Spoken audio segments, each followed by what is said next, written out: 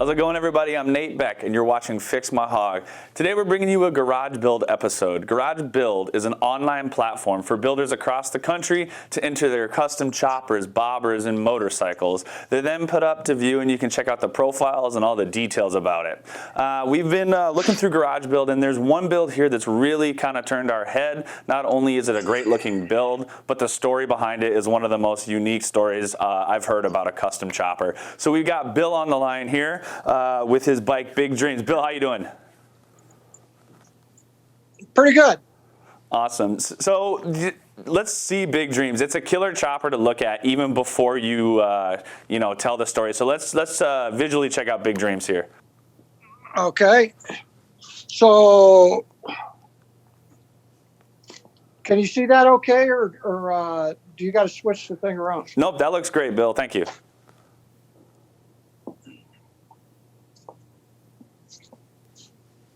So what's your favorite part about this bike? I think the favorite part is the tank. Yeah. Because it's the same one, and the whole suspension and everything is identical to what I had in the past. Right. The other bike, and how they came about finding everything is quite the deal. I do like the magneto on there. It's a lot easier. I had a Joe Hunt magneto on the first bike, but this is, I think, a Mallory. And okay. They, in order to shut it off, there's just this little button you push on the side. So. Nice. Well, you mentioned another bike. I know the story because I've seen your Garage Build profile. But for the people that are watching this, tell us about the actual original bike that spawned this bike. In 1977, I worked for a job. I had worked at an envelope company, and there was a couple of guys there that rode, and Rich Sutton. And anyway, the guy was like being married to him because he nagged me, and I'd never been on a motorcycle before. And get a bike. And after a while, I had enough of it, and he had a 74 iron head or a 74 shovel head. And I said, man, that's huge. It was huge to me. And then another guy that was riding with him was Dennis, and he had a Sportster, but the Sportster had, I don't know, it was like a 10 over on it on a stock suspension. So when you sat on it, your toes could barely touch the ground. So that was kind of decision making. So I started going around looking, and I went to Harley dealers and so on. I ended up going to Ron Sims' old shop on Mission and about A Street. And I seen this bike here, the old bike. And I said, I got to have it. It was back in that time, it was Billy Buddy Customs and all that running up and down East 14th Street. But I really liked this Arlen Ness style and so on. So I said, well, how much? And, he told me, and I went right over to Household Finance and got myself, I think it was $2,400 for the thing. Paid cash for it. He rolled it out the front door, and I got on it. And I just like, what is it? 1 down, 4 up? What is, So he told me, and he said, wait a minute, you got another tank going with this thing too. The original bike had a Sporty's tank on it, a cut down Sporty tank, and then he had this coffin tank, which was really cool because it had this airbrush scene with these biplanes dogfighting. It was painted by Horst, I guess one of the guys that did a lot of Arlen stuff. So I had the thing, and I rode it all over the Bay Area. Never been on a bike, no helmets, just kicked the thing over and rode it for a couple of years. I don't even think I changed the oil. I didn't even know how to check the oil, Choppers. back then. So I just rode it. I got pulled over in San Mateo one time. The cop said, hey, you need a horn on it. You need a mirror on it. So I went and got a bicycle mirror and actually one of those bell horns and put it on there. Got that cleared.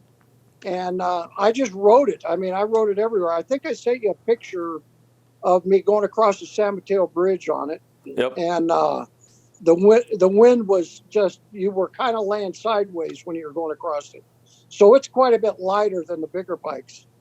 Then And about 79, my wife and I kind of had some issues, and we kind of, it was one of those deals. And I took off to Colorado.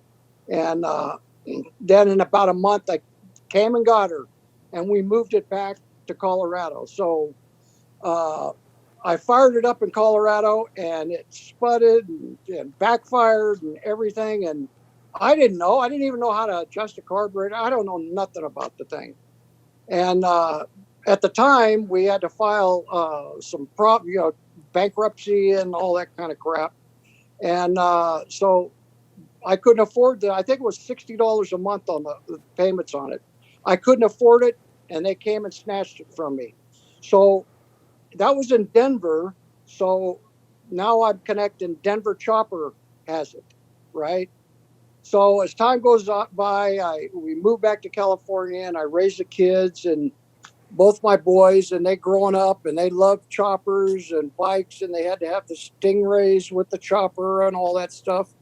So when my oldest turned 18, the first thing he says, "Dad, I want a tattoo, and I want to get a Harley." And I said, "Nah, nah, nah, nah, nah, nah." So it just kept going from there. He ended up getting, I think it was '08 Sportster at the time. And, he ran that. And then my buddy was selling his Harley, which he just won the Grand Nationals a couple weeks ago. But at any rate, I bought his bike, and we rode, and through when they were growing up, I kept telling them about this bike. Said, yeah, my old bike, it was a beautiful bike, and it had this, and I had about a dozen pictures I would show them all the time. Sure. I'm going to build one of these things. I'm going to build one of these things. So my buddy, who we were riding, and he built a bike, and he started showing it, and we'd go to the shows, and I'm thinking, God dang it, Gino, I can do it. So the next couple of years, I'm hammering my boys. Come on, I want to build this bike. Can you build it? Yeah, Dad, just God dang, go down and buy one. And I ended up buying a '09 Crossbones. I traded the one I got from Gino in and got a Crossbones, and I was riding that. I still got it. I've been riding that. Nice. And Gino kept building bike. He kept putting his in the show, the Easy Rider shows and the Grand Nationals. Then he built another one, right? So I go to Ron Sims' shop, and I'm talking to them a bit. Can you build a bike? Do you remember this bike? And I'm showing a bit. I don't know what you're talking about. They were nice, nothing bad. But we was at the Grand National 3 years ago. And, where's your bike, Gino? Where's your bike? Well, Easy Rider was taking pictures of it. So Denver Choppers was there. And I'm thinking, Denver Choppers, that's the guy that's got my bike. Well, that's not the same Denver Chopper. Denver Chopper No. builds bikes, and, That's I don't Mullins. know crap. I'm just running around. And my son's telling me, Dad, leave it alone. Leave it alone. Just ride your bike.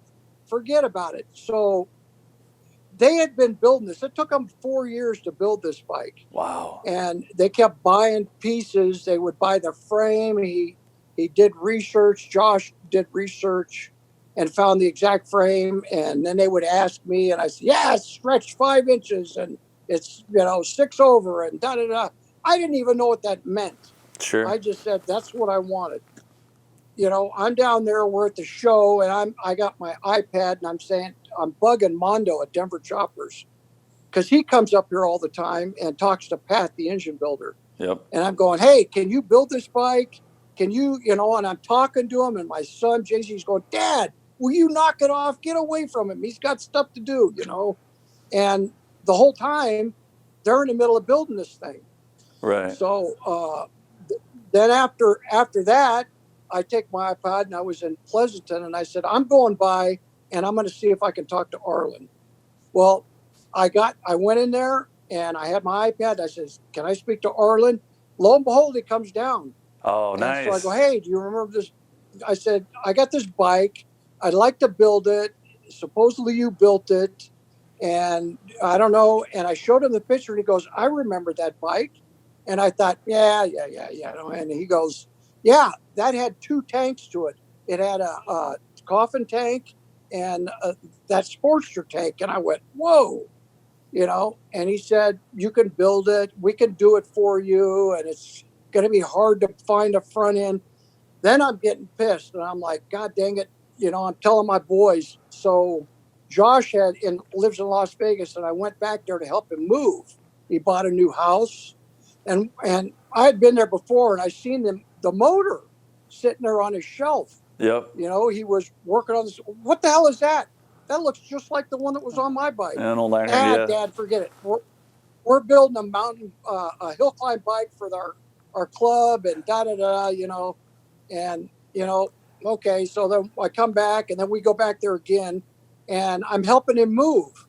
Well, he had the roller chassis sitting there, and the engine was out. Of course, that was apart. He was working on that, and I never even seen it. I was surprised. Yep. So they kept telling me, just, Dad, let it go. Let it go. You're too old.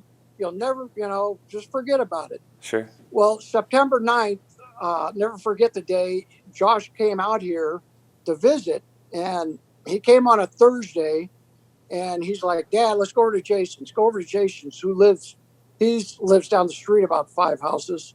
And I go, shit, I'm tired of seeing him. I don't want to see it. I don't want to leave. No, I ain't going down there.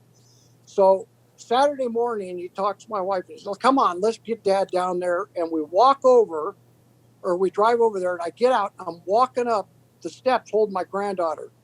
And he goes, go in the garage, go in the garage. So the garage door rolls up, and I walk in there, and I'm looking at this thing sitting there, and I'm going, damn, that looks familiar. And since both guys work for clubs, or they're in clubs, and they got bikes all the time, right, I thought, well, someone else is having their bike tuned, because Jason's a pretty good tuner. He can figure stuff out really good. And I'm looking at it. And the more I looked at it, and the whole family's in the garage, and they're looking at me. And then I'm just like, and I start babbling like a 4-year-old. Yeah. And they go, it's your bike, Dad. And it was 3 hours I was crying. I mean, I couldn't believe it.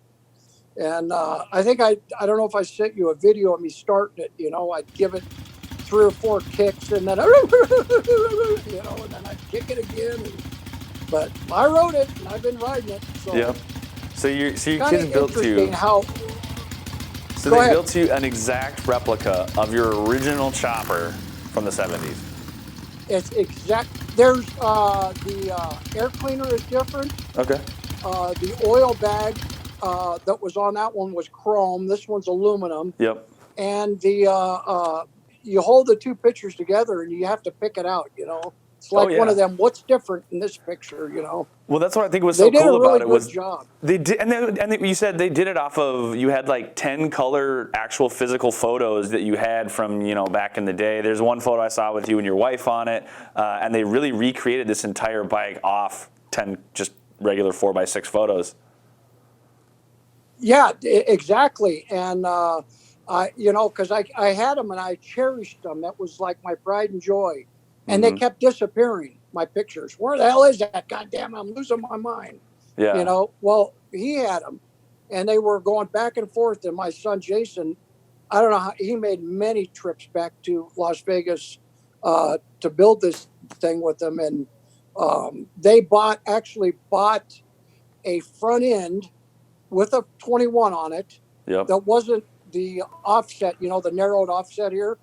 It wasn't that. They just bought it because they wanted to try and get as close to the original as they could. So They bought that, figured it out.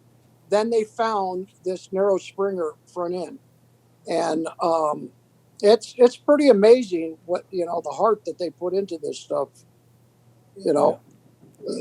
All that raising them, jumping on them and riding them, I guess it paid off. Yeah. Well, it looks killer. Absolutely. Thank you so much for taking the time to sit and talk with us about it. Just that story in general. Someday when I have kids, I hope they're that good to me. You got to be strict with them, but I got a good pair, man. They turned out great. They ride with clubs. they do everything for everyone. They're polite with people, and Well, that's awesome, it man. just turned out really good. Awesome. Well, thank you so much, Bill, for sitting down and talking with us today. I appreciate it. Thanks for thinking of me. Absolutely. Thanks so much. We'll talk later. All right. Thanks. Thanks, Bill. Well, that's it. And these are the type Bye. of builds you can find on Garage Build. Not only a killer build in itself, but also a great story. Until next time, go on to Garage Build, check out all the awesome bikes, the awesome builders. And until next time, ride safe, wrench safe, and we'll see you on the road.